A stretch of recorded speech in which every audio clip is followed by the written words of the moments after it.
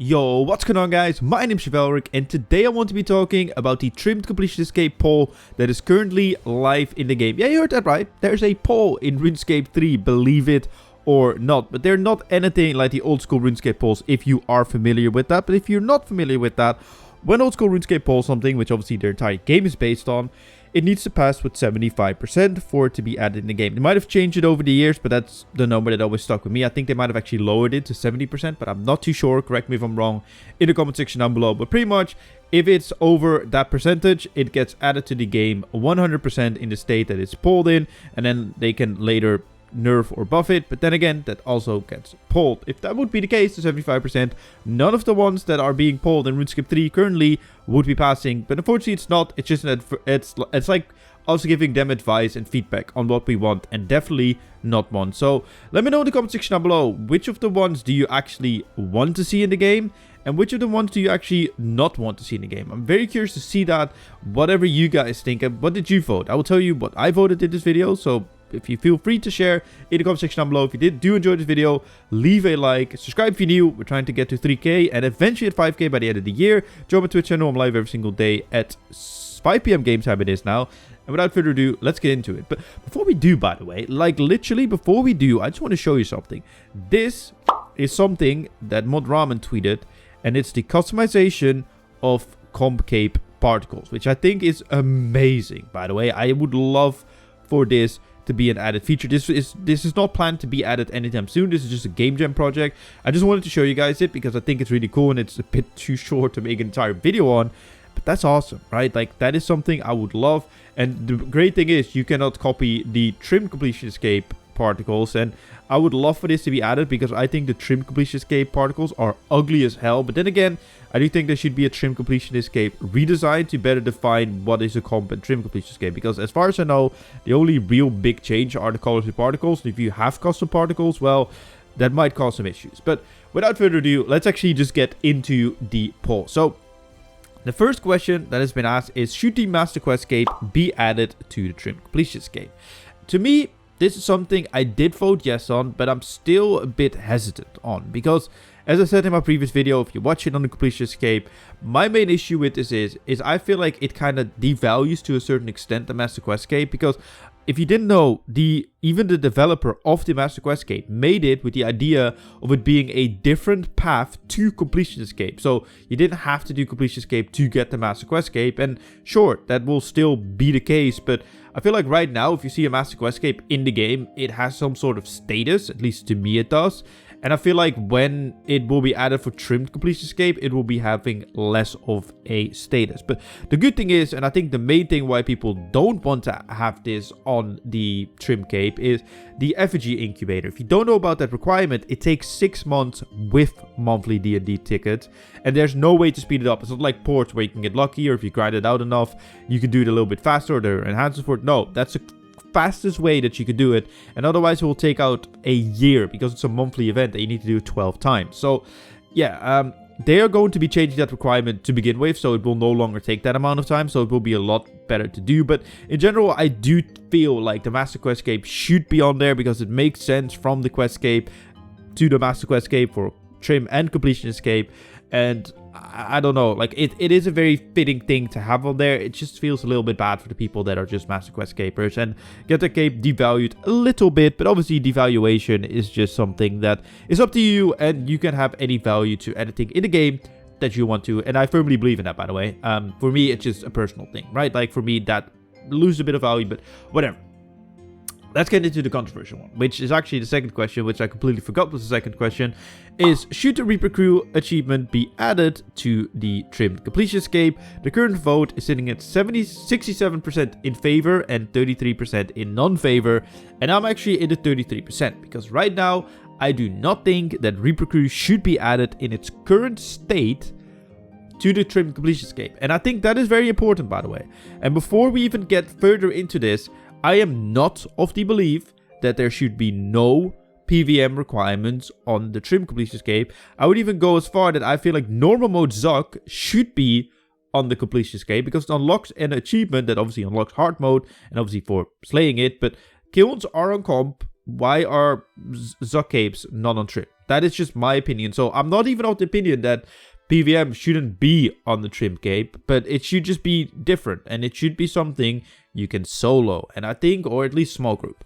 And that's, I think, where Reaper Crew comes in. And I think the main issues with Reaper Crew are AOD and raids, or liberation of mass cap, or whatever you want to call them, because those two require groups of 7, 8, 9 people to be able to do. And sure, you can go with the respective clan chats, but for example, the raid CC, I will always promote positive CC. So if you are Dutch Phoenix, 100% join, because they have a learner role every single week when they do raids, and they take you as well if you're not that great at the game, but you can still do your role respectively, right?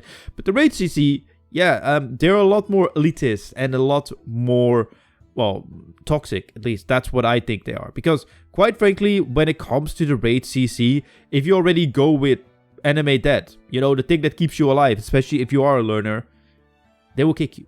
You will not be allowed to raid with them. That's the type of people you will be dealing with. And you could say, okay, sure, get good at the game then. If you want to get trim, you need to be good. Sure, I get that argument, right? But the thing is, why should I be relying on other people to get my cape that is literally a cosmetic? That is a flex for me, an achievement for me. It's not like it's the best cape in the game. It is just a flex. And I think that goes with other requirements as well. Like, just, by the way, to go for AOD, AOD kind of has the same issue as raids 1 as well. And I do think to have a bit of a middle ground, it's like, so like you could do with 2 or 3 people, right? You need 2 or 3 really good people to do it, but you can do it. It's a lot more feasible. And I feel like there maybe should be a variant of Reaper Crew on the Completionist that requires you a percentage of bosses that obviously doesn't give you the boost of Reaper Crew, but because if you don't know, they give some little stat boosts which are pretty decent, I guess, but have it like a percentage thing and call it something else, because quite frankly that allows people to pick and choose the bosses they can do, and then they can skip out all the group bosses. I know RuneScape is an MMO RPG RS, yes, it's a multiplayer game. Go watch my video on why RuneScape is not a multiplayer game anymore, and you'll probably understand it a lot better. And I feel like that requirement goes for Barbarian Assault as well. Jagex admitted that the Barbarian Assault requirement is bad, because they even said it, I think, in one of the posts. They added the Barbarian Assault horn, so you can just horn it via the Traveling Merchant and not have to play the minigame, showing that the requirement is flawed, and that it is a big issue, that it's kind of there, right?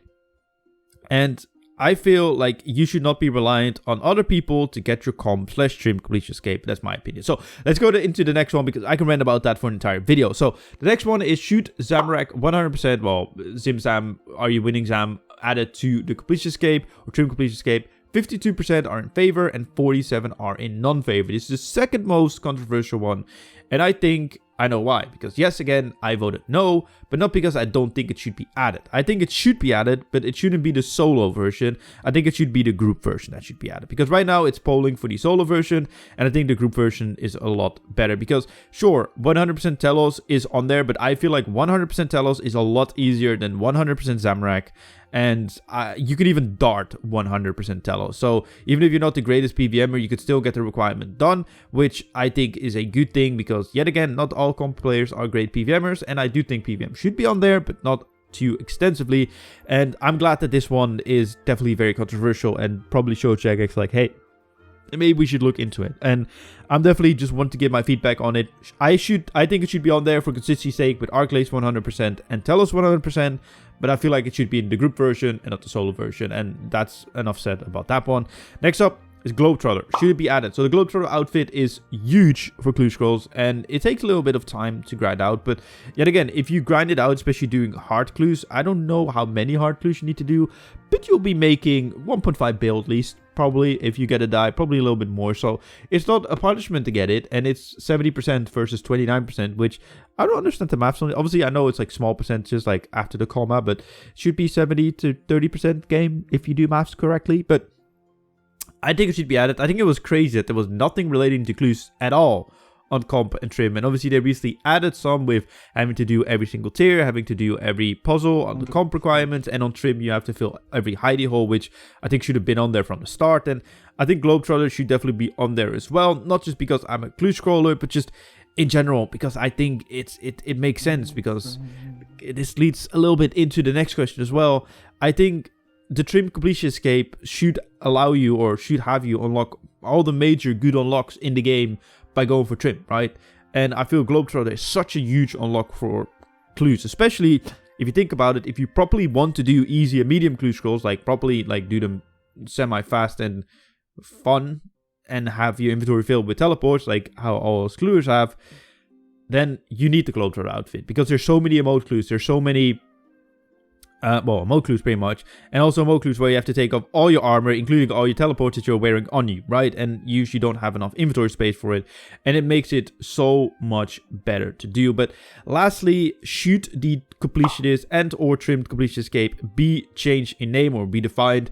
50% are in favor, 49% are in non-favor, and I think this is one that is difficult. I think that they should start with just redefining Completion Escape and trimmed Completion Escape before they even give it a different name. Because right now, if I ask you what is a Completion Escape requirement and what is a trimmed Completion Escape requirement, or what defines one, I think I get a lot of different answers from a lot of different people. For me, Completion Escape requirement is, for example, at Wyco, you get every single tier 1 of the shop, and at trim, you complete the shop. But then again, you could go say, okay, so you need to complete all the shops for trim.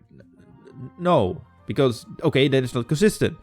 Okay, so is trim completing an entire piece of content? Yes, I think so. But comp, you also need to complete certain pieces of content. I guess you see the difficulty here. So I feel like there should be some sort of clear definition of what a completionist and trim Completion Escape is before you even think about changing the name. And I think that's a discussion on its own, and I don't know how they will have the discussion, where they will have the discussion, but it's definitely a discussion they should have. But yeah, these are the current poll questions and the answers that I gave. By the way, the name change, I voted on no, because I think the name is too, iconic, and I think they should just redefine it. But let me know in the comment section down below what you think about all of this, because I'm very passionate about it. Obviously, I am a completionist, a stream completionist player, and I love this type of content. I think it's great, and I think it's great that they have some attention on it, and actually have us discuss it. So yeah, leave a like on the video if you did enjoy it, subscribe if you're new. My name's Zamorak, and see you guys in my next video. Goodbye.